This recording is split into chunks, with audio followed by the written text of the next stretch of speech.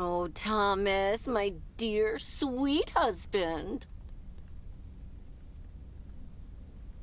The one and only. No autographs. Oh, the sweetest man alive. Always prepared to help out anyone who asks for a favor, even on his Sunday off. Okay, Em. What needs doing?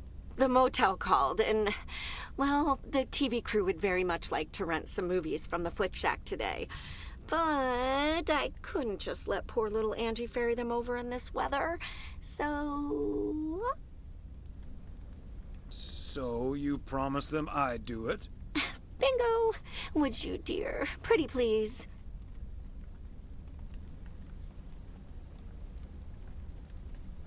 Doesn't sound like I have much choice in the matter. Let me get my coat. Oh, thank you so much, darling. Tell you what, I'll make some extra tasty snacks for your poker night tonight. How's that? It's a deal. Thomas Weiss, as I live and breathe. What in tarnation are you doing out and about in the mail truck on a Sunday?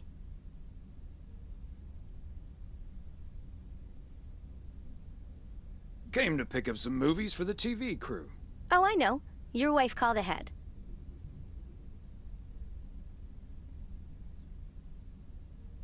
Yeah, the old ball and chain has me running errands on my day off. But first things first. So, what's the hot gossip on these out-of-towners? Well...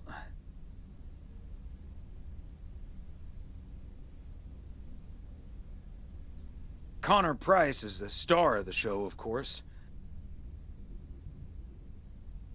The less said about him, the better. Aw, Thomas, you know that's only going to pique my curiosity. Go on, spill the beans. Self-absorbed to a fault. That's the Price guarantee. Really? He seems nice enough on TV. Never meet your heroes, I guess. Or talk to people who have. What about the rest? Ilsa Richter is their producer.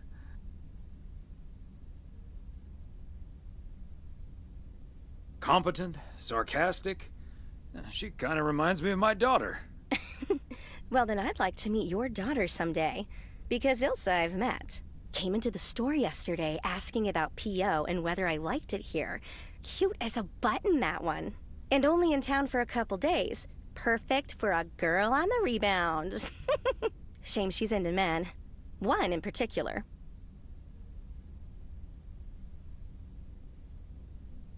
Really?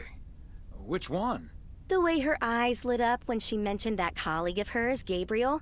Trust me, a girl knows. So anyway, let's get down to brass tacks. According to Emily, our intrepid reporters have 2 rooms equipped with VCRs between them. One for Connor Price, KNW6, and one for Ilsa Richter. Great. I know what we should get for Connor.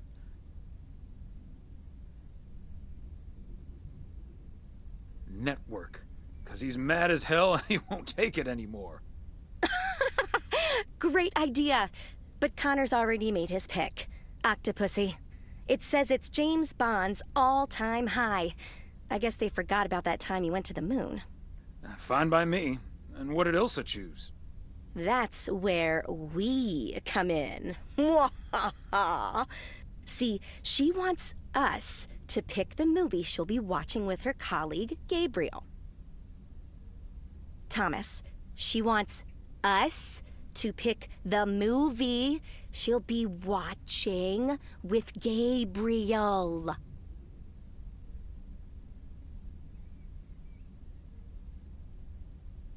We can play matchmaker by picking something romantic. Got it. Exactly. Guide Cupid's arrows, so to speak. After all, 'tis the season.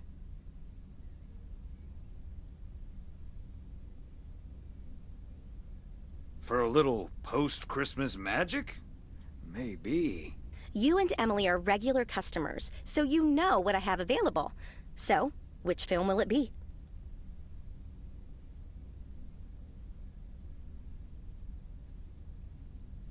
Let's go with Love Story. Or is that too on the nose? It's perfect, and we won't risk being too subtle. It has love right there in the title. Great. Love story it is. The dynamic duo of stupid Cupid strikes again. Although I suppose this is our first strike. Anyway, here's hoping that this is the start of a beautiful love story. We'll see. Anyway, I'd best be on my way, getting these to the motel. Yeah, thanks for doing this, Thomas. My car, much like myself, is not built for snow. Say hi to Emily. Will do. Bye, Angie.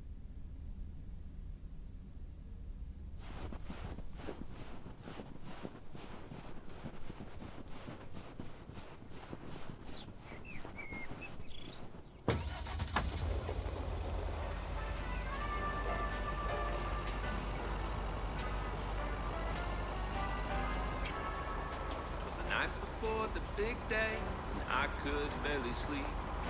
House was so quiet, I could hear my heartbeat. Then I heard a rumble. I wondered, oh, could this be the famous fat man coming down the chimney? I cracked open my door to catch a glimpse of Saint Nick. Could hardly see a thing. Smoke was so thick. Driveway filled with flashing red and blue lights. Did Santa trade a sleigh in for a fire truck tonight? Oh, it's a funny story. At least it is to me. But for others, especially my mother, the day that lives in infamy. I swear I'm not a liar. Daddy lit the Christmas tree on fire.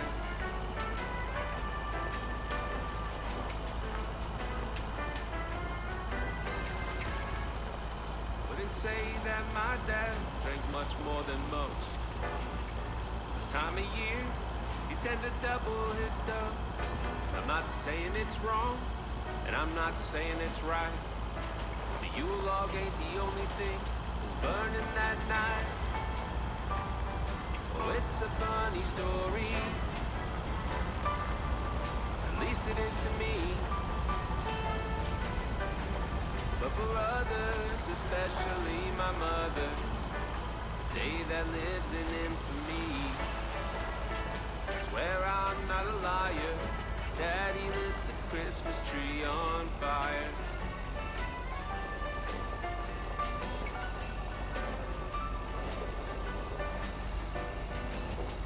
That I'm older and I've settled down. It's late December, there's no tree to be found. Plus it helps, I married a Jew, and now she wants a Christmas tree. What am I to do? Well, I told her, baby, I didn't think this would matter. Besides those damn trees, they're a real fire hazard. And I'll have you know the doctor just diagnosed me. Special delivery. Movies from the Flick Shack. Right. Well, great news. You get to play belated Santa yourself. Room 6 for Richter. Thank you.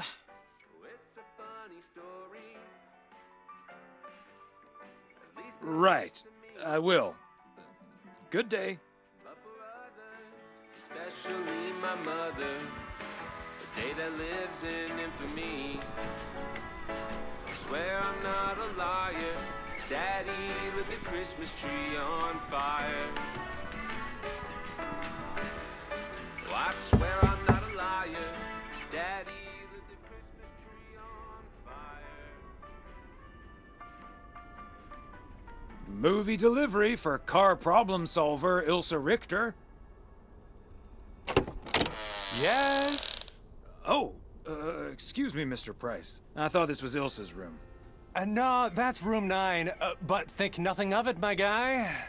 Ooh, you got me my Bond movie. Yes, sir. Apparently it's James Bond's all-time high. Love it. You know, Moore's an even better 007 than Connery. He just oozes that classy British wit. Thank you so much. Dun dun dun dun dun dun dun dun dun dun ta-da! Ta-da! Pow! I'll be on my way, I'll make it there by New Year's Eve. Stop dragging your heart around, baby. Stop letting the chances slip you by. Here's hoping this is Ilsa Richter's room. Yay! Good to see you, Thomas. So, what movie did you and Angie pick for me and Gabe? Here you go. Love story. Haven't seen this one. What's it about? Tennis? Too much to go on, but I'll make it fine. Good one. Not about tennis, but it's still pretty ace. Ha ha. I'm sure it is. Looking forward to it. Let me guess. This was Angie's pick.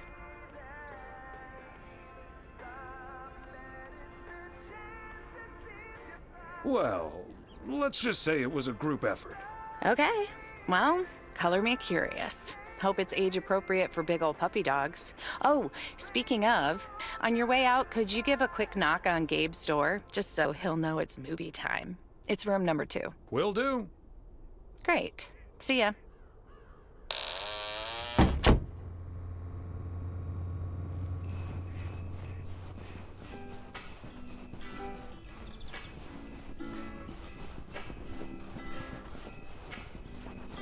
Tidy wrap the boxes underneath green branches. What are the chances it's December? The cold wind blowing through the Gabriel Serrano, the lady in room number 9 humbly requests your presence for an evening of home cinema. Thanks, Thomas. I'll be right over. My work here is done.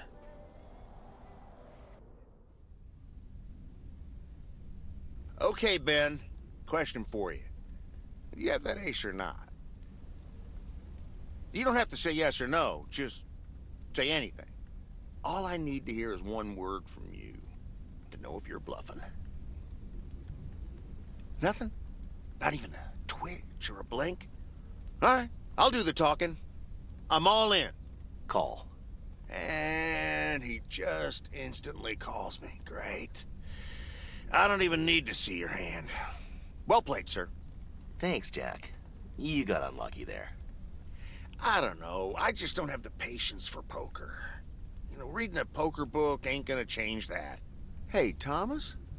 Why are the curtains closed, by the way? Last time I checked, home games are legal.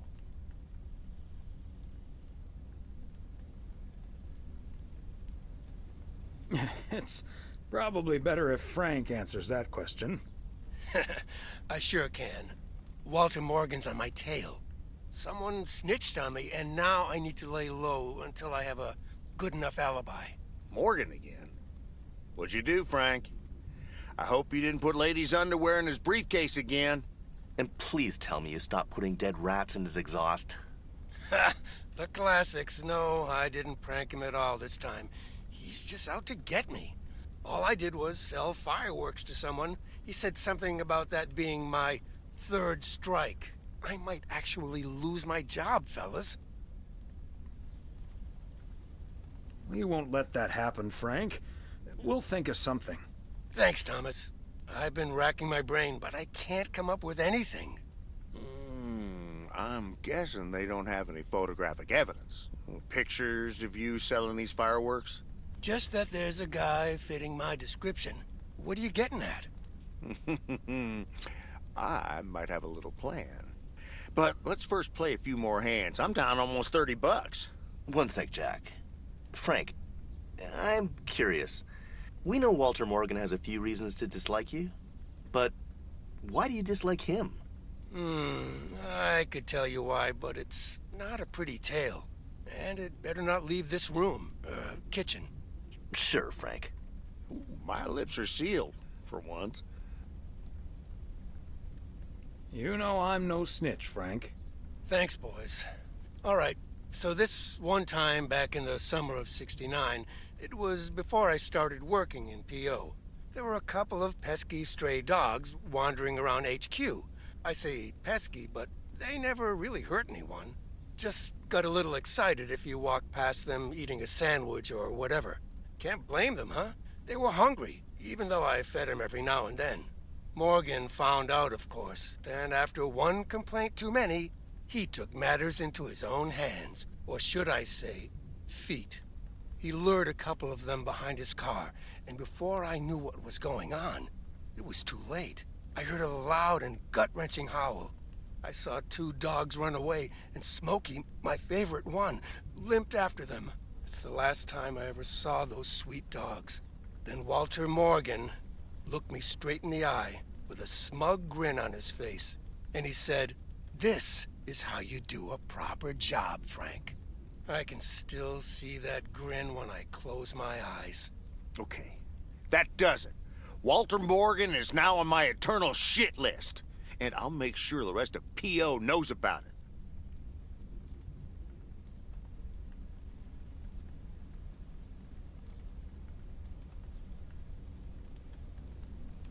Didn't he also throw a couple of kittens out the window the very same day? What a despicable human being. I can't believe he did that. Well, he didn't. I was joking, of course. I don't really have a good reason for disliking Walter Morgan. That boring old pencil pusher just rubs me the wrong way. Damn it, Frank, you had us good. Okay, folks. Ante up. Here we go again.